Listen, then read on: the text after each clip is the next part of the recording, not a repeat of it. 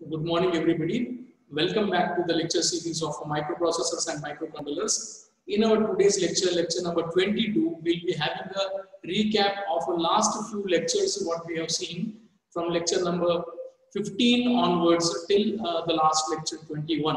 So what all we have discussed in this lectures, we shall talk about them briefly, to summarize them, to recapitulate them, to have a better understanding of these all topics together. Also, as we are aware, we have done with our unit 1 in the last topic discussion. We will formally conclude our unit 1 today, such that we can start into our unit 2 from the next class. So let us start. So talking about what all topics we'll be discussing in this particular today's lecture, anyhow, we'll be briefing all these topics, and those topics are, we will be starting our discussion talking about the interrupts. We shall then see the instruction formats which we have already discussed. Addressing modes will be our next discussion. Instruction set of 8086, we shall also see that. Finally, we come to the assembly directives and conclude our unit and this class by the discussion of macros and procedures. So, as I said, let us start with the interrupts of 8086.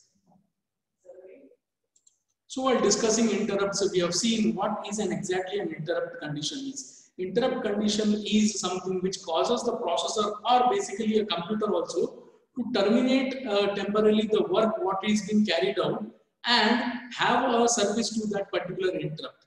So it's basically a disturbance to the processor meanwhile it is performing a particular task, and that disturbance is caused due to another important task which has to be serviced on the urgent basis. So a normal execution of a program will go on till an interrupt arrives. Whenever the interrupt arrives, the processor will stop temporarily the current main program, switch to the interrupt, execute the interrupt, and after completing the interrupt service routine, it may come back to the main program and continue from where it has left. So this is an interrupt. So here we can see all the different interrupt types in 8086. So majorly they are classified as the hardware and software interrupts. Hardware interrupts are also called as external interrupts, whereas software interrupts are also called as the internal interrupts. Hardware interrupts, there are only two of them.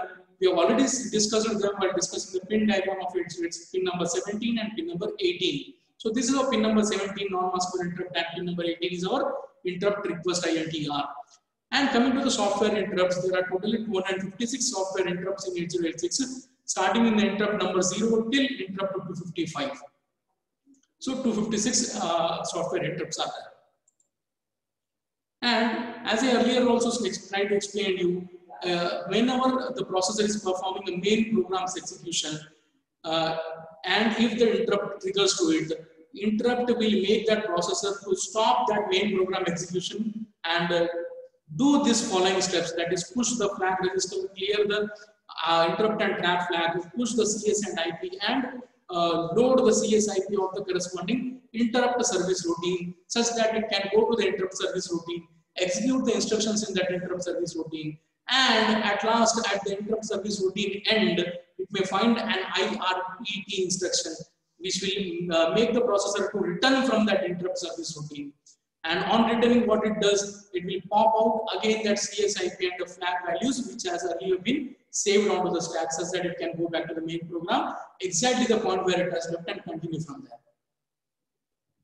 Here we see, I have also seen the interrupt vector table. This is a particular part of memory. Memory addresses locations 00000H, that is the starting address of 8086 memory, till 003FF. That means the total locations will be 400 hexadecimals. That will be equal to 1024 kilobytes of memory will be reserved for this particular purpose. That is, it is called as interrupt vector table. And in the interrupt vector table, what do we have? We have the interrupt vector table which stores the addresses of all the interrupt service routines. Earlier we have seen that 256 interrupts are there. So all that 256 interrupts will have their addresses being stored into this interrupt vector table. And also here you can see that every interrupt will have its associated interrupt service routines code segment address and the offset address which is pointed in IP register. 2 bytes of segment address and 2 bytes of offset address. So total 4 bytes for each interrupt addresses will be stored onto this table. So basically it's a memory location where the memory locations of the ISRs are stored. Okay, memory location where the memory locations of ISR are stored. So this is the interrupt vector table.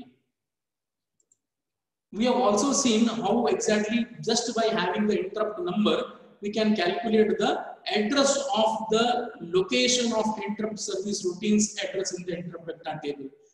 More simple to say, just by having the interrupt number, we can find the location in the interrupt vector table where the corresponding ISRs, segment address and offset address are stored. For example, here, if the interrupt type is 2, the offset address is calculated by taking the type number multiplied by 4. So your 2 into 4 will give you 8. So at the address 8, you will find the corresponding interrupt service routines offset address, and plus 2 to that when you do it, you will find the address of the segment address, so CS content which has to be loaded for that particular interrupt service routine. Next, these we have seen few instructions which are very much associated with the interrupts of 8086. They are much into the interrupts of 8086. Specifically, this int n and return iReturn instruction.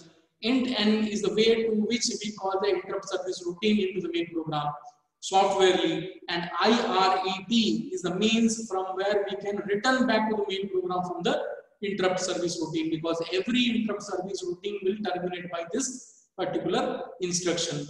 Processor on executing this particular instruction will do the pop operation, popping up the offset address, segment address and flag content from the stack back to the register CS, IP and flag, such that it can continue the execution of main program.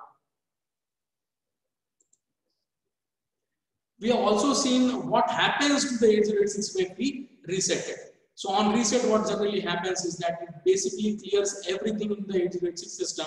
It clears all the general purpose register, index registers, pointer registers, segment registers also, except the CS one, because especially CS register is made FF.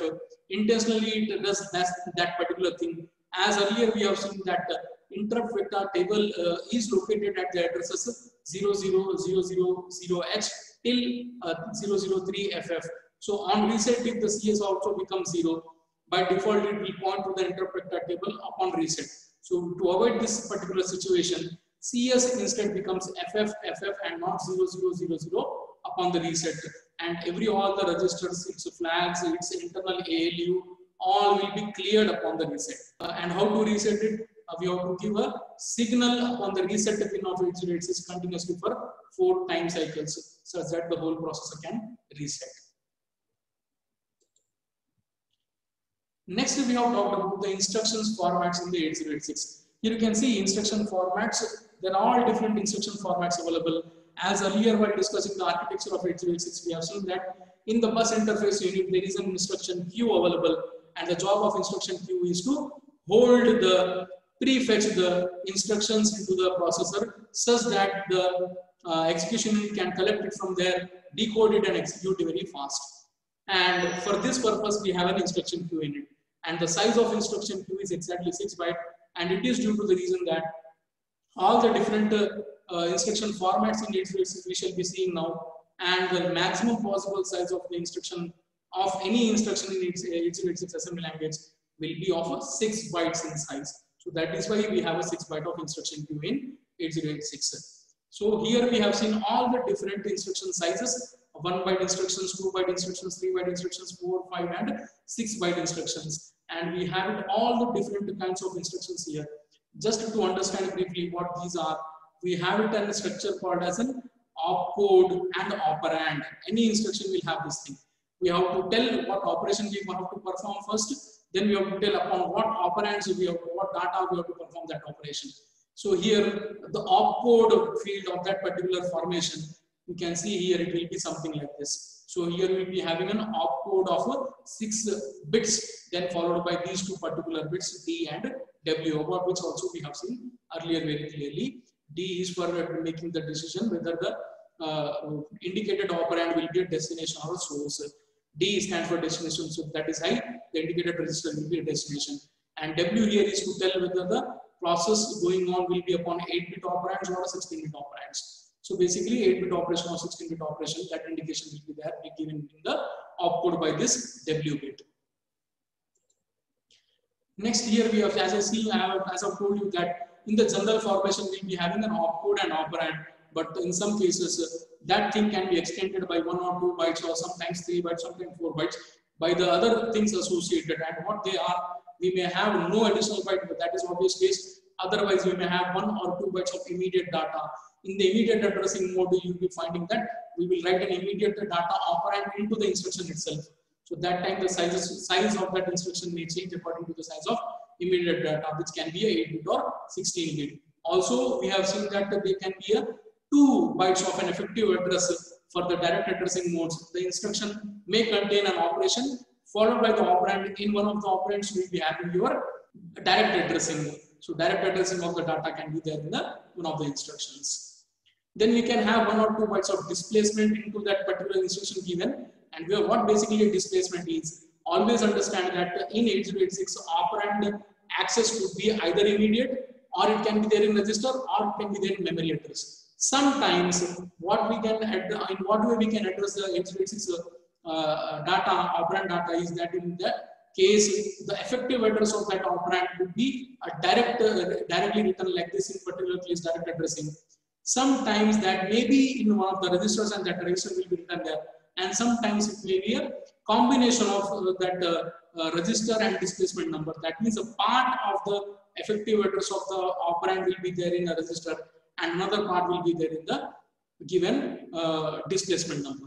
So all these are telling this particular thing. Next, a few instruction formats also are about having an immediate operand of 1 or 2 bytes and having an effective address of 1 or 2 bytes associated with that instruction itself, which may change the size of that instruction accordingly. Here we have all the different structures available. It can be a 1 byte operand, simply just like this, where only opcode will be there. Sometimes it can be a 1 byte opcode itself, within which the operand also will be indicated, embedded into the same byte. And in some cases, the operand will be written separately. And if that operand is a register, we may have a code of that register written here, something like this. And they are basically both operands. Destination operand first and the source operand next. As earlier also we have told that, discussed that in assembly language programming of 8086, the general structure of the instruction will be, there will be an operation first, then the destination operand, then the source operand. Okay, so here first the destination is a register and source could be a r/m. Here, depending upon this particular 2 bits, whether that r/m will be a register or memory, it will be decided. And all the way different things are there. Displacement number will be there. Displacement number along with the immediate operand will be there in that one. So this makes the different instruction formats here. We have seen just now that REG field was mentioned there. So what does that REG field means? REG field, it talks about whether the destination operand will be what register. So all the different registers of 8086, you can check it out, all the 8-bit registers, which are actually the part of your 16-bit registers only. So AL and AH comprise your forming your AX there. So anyhow, all the 8-bit registers indicated here and their code, the corresponding code are written here. Here you see that REG alone is not coding it. Along with the W bit, they are coding these registers with their code. So AL register will be 000 coded whenever the 8-bit operation are there. That means the W is made 0. And obviously when the W is 1, that code 000 will not be for AL, but it will be for AX register. So on, all the different registers are having their dedicated code, unique code, such that while the assembler is translating our assembly code into the binary machine code, it becomes very easy for it to identify each register and convert that one into its corresponding code from this table. And obviously the assembler will do that. We as in programmers will not do that conversion process or remembering them all. So assembler will have the knowledge of all these different codes of all the different registers. Now this r/m field, this is basically an extension of that REG field. Sometimes, as I told, our operand can be in register. If it is in register, we can code the register that this is a location where my operand is there. But sometimes our data can also be stored in the memory address. So for coding the memory addresses, these all the different formats of memory address combinations are given. So if the format of the memory address is that if the effective address of our data is placed into these two registers, BX and SI, or BX and DI, or BP and SI, or BP and DI, we call these four as well base indexed addressing modes. And for this based indexed addressing mode, independent code for the R/M field, you can find it here. It can be 000 for BX plus SI, and for remaining all you can check it by yourself. And here you can see D8 and D16, meaning is that here the effective address is also comprised of a displacement number of 8-bit or a 16-bit size. In this particular case, if I take it SI plus D8, that means here the effective address of your data is stored one part in the source index register, and another part of the effective address is 8-bit displacement number. Your actual effective address will get it when you add these two quantities. Effective address calculation also earlier we have seen it. Next is this mode field.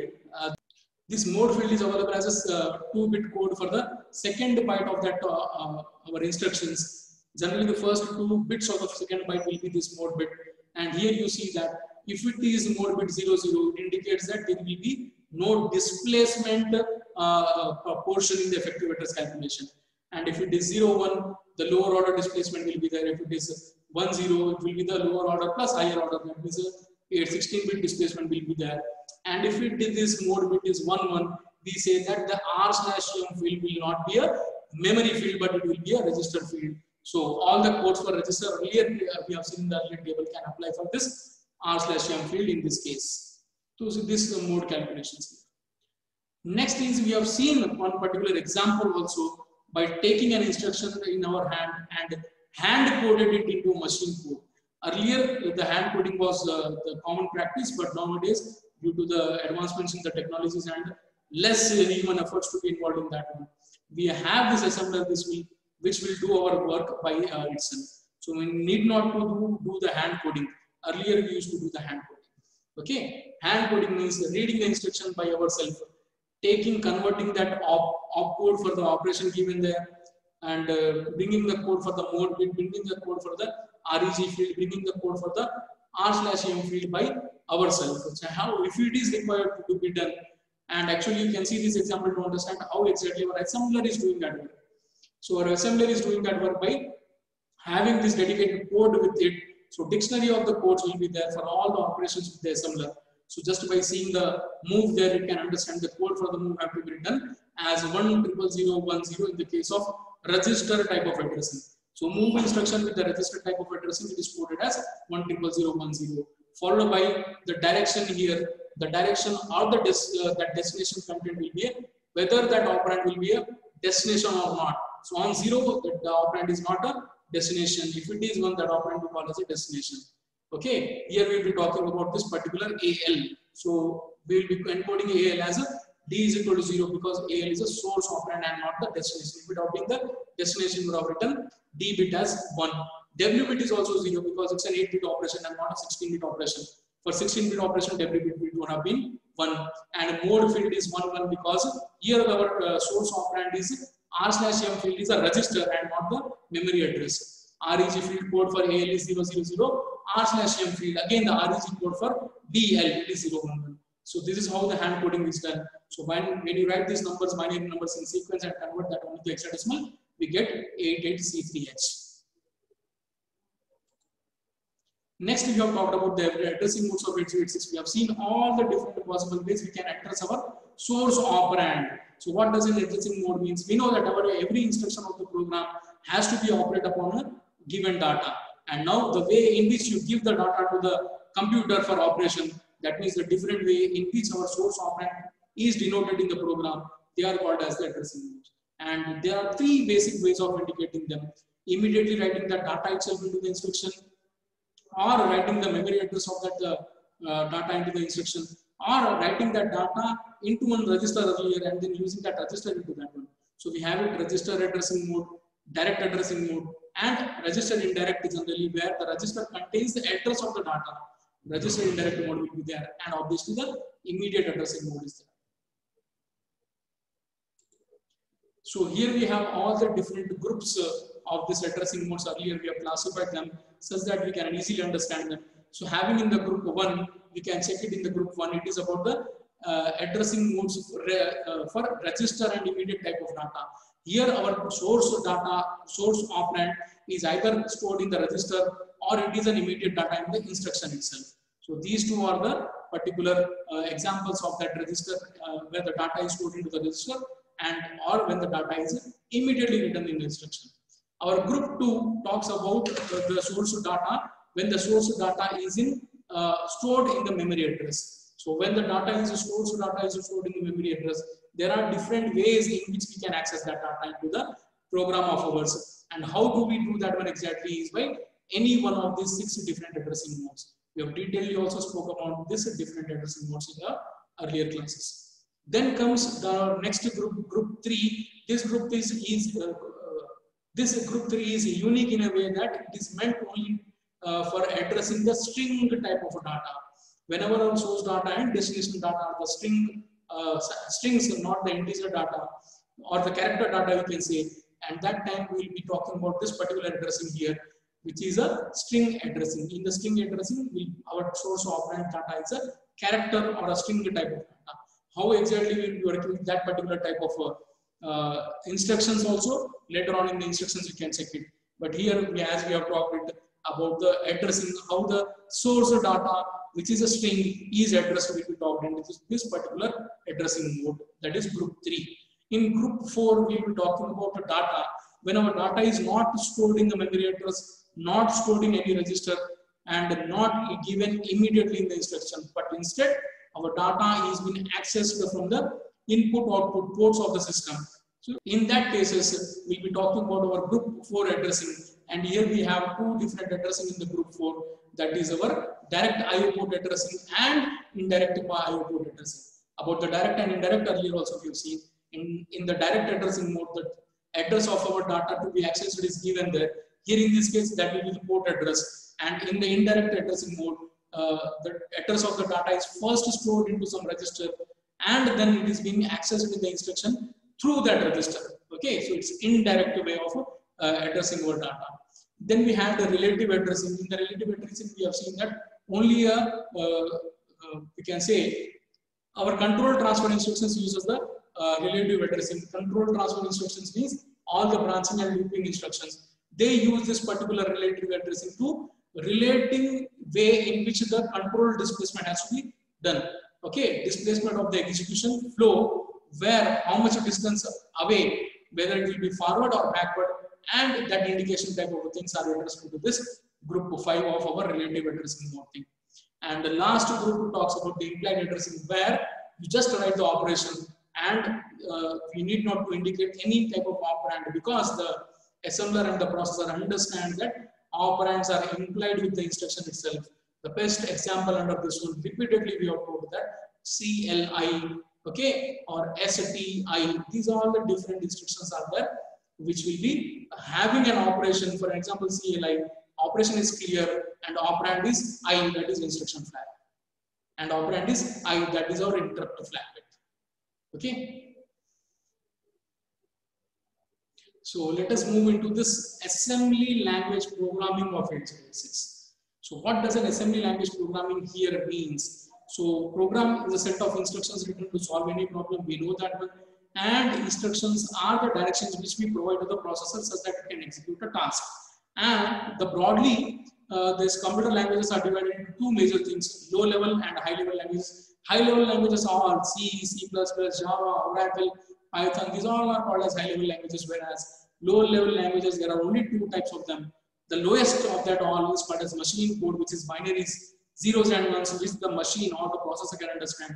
And a bit higher to that lowest level is called our assembly language programming, which is what we will be discussing in our course, as we will be coding our programs in the assembly language only. So about the lowest level language problem machine language, the problems associated with that one we have discussed here. Debug is a very serious problem, that if anything goes wrong, where it has gone wrong, because everything is zeros and ones sequence, it is very hard for finding out the error or find the bug into the program. So that is why we prefer writing the codes in assembly language and not the machine language. Okay, it's difficult to write in that one. And when we write a program in assembly language and not in machine directly, we require something to convert that assembly code into the machine code. That we do by using an assembler. And we have talked about the instruction set of 8086 in these 6 different groups, starting with the data transfer group, which talks about the instructions which are associated only for the movement of data within the processor or within the system. Within the processor, in the case, means having the movement of data from one register to another register to ALU and all. Whereas within the system means the movement of data between the processor, memory, processor, IO devices, IO2, memory and all. Okay, these are all different inter-system type of instructions and inter-processor type of instructions for moving the data are grouped into this group 1. Group 2 talks about arithmetic instructions. All our arithmetic operations can be written and programmed into a x86 program, and those all instructions are grouped into this particular group 2. Third group is having all the logical instructions written in one set. All the different logical operations and or gating operations we have seen it, logical shifts operations we have seen it, rotate operations we have seen it, all are being grouped into this logical instructions group here. Next we have string manipulation instruction group. These particular group is used for handling or manipulating only the string operations. Okay, so that group is here. Next is our control transfer instructions, all your branching and looping instructions, which makes a program flow to be changed from the normal top to bottom approach are discussed in this control transfer instructions. We also call that one as program execution transfer instructions. And lastly, we have discussed here the machine control instructions, which are meant for controlling the machine hardware directly. Here, a few examples of this one are clearing our interrupt flag, setting our interrupt flag, clearing the carry flag, wait instruction, halt instructions comes under this type of a group where we control the processor actions directly. So the data transfer instructions, move, exchange, pop, push, in, out, these all are the examples here. Arithmetic operations, we have seen these all: addition with carry, subtraction with borrow, increment, decrement, multiply, divide, multiply and divide for the signed operations also we have seen it. Compare, okay, decimal adjust after addition, ASCII adjust after addition. These are all instructions we have discussed in the arithmetic group. In logical, we have talked about all the gating operations, and or XOR not, test is here, there, okay, shift operations, rotate operations. These all are comes under the logical instructions group. Instructions related to the string manipulations are discussed in the group 4. That is move string, byte or word, compare string, byte or word.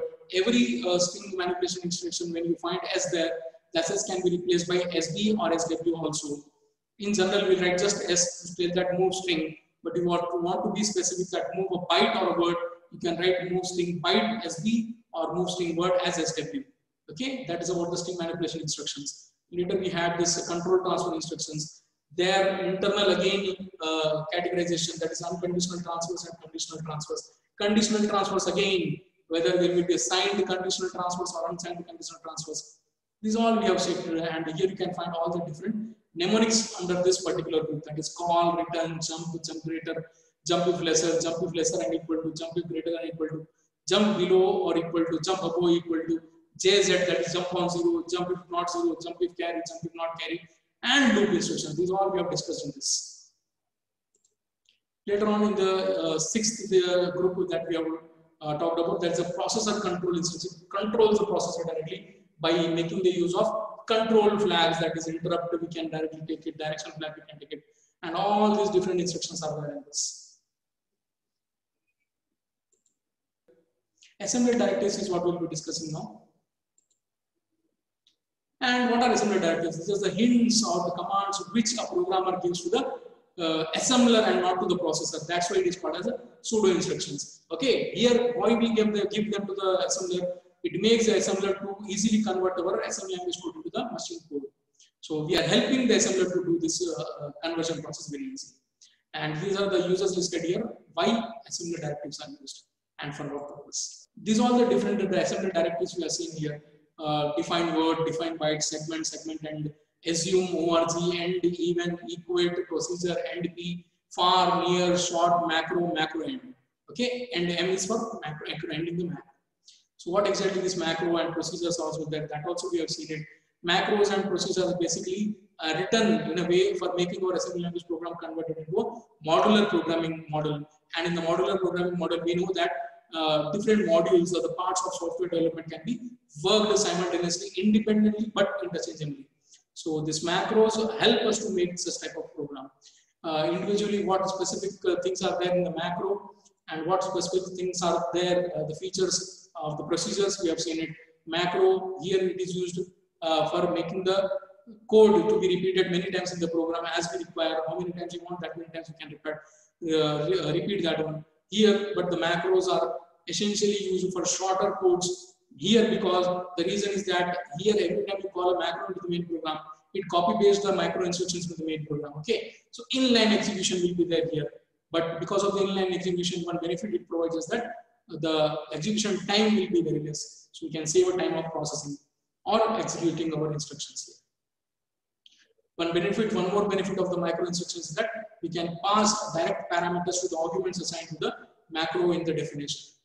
Okay, procedures are similar to that one. We have seen this one, but here the difference is that here there will be no inline execution. Every time you call a procedure, the program execution should stop in the main program, jump to the procedure, execute the procedure, come back to the main program.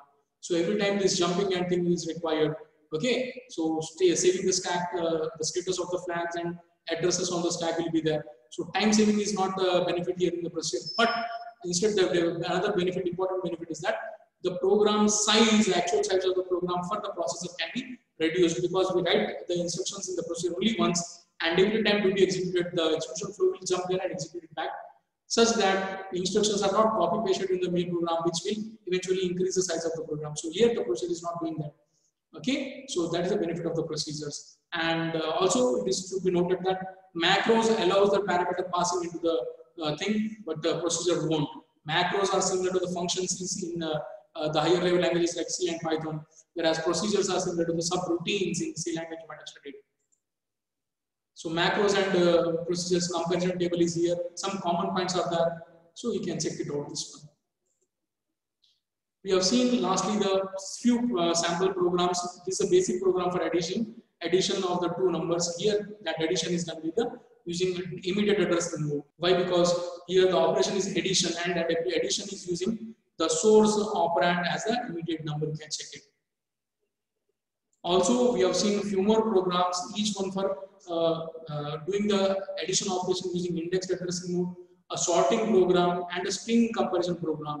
You can have a look upon these all the different programs. We can understand this program by practically executing them in our practical sessions. Always you can use the MASM assembler, write this code, use the MASM assembler and convert this code into the machine language and run the program for debugging it. These all we shall see sometime in the practical session how we handle it. So this is sorting an array program. You can check this. Lastly, the string comparison program is also written here. This is the base program which runs in the background whenever you try to access any account, your bank account, your social media account, your Gmail account. It does the password verification thing. Password verification means there are two strings, one stored in the database, one manually entered, and string comparison is going on. So string comparison algorithm is this basically. Few more modification to this code we can do it to make it more look like as a password verification program. That program is also available with us. I'll share it with you in the material provided. So thank you. That is all for our this particular session, lecture 22. We have talked about all the few previous lectures. We have briefed them all. We have concluded all our unit 1 topics by this. We shall start our unit 2, that is about the microcontroller 8051 in our next class. Thank you. See you in the next class.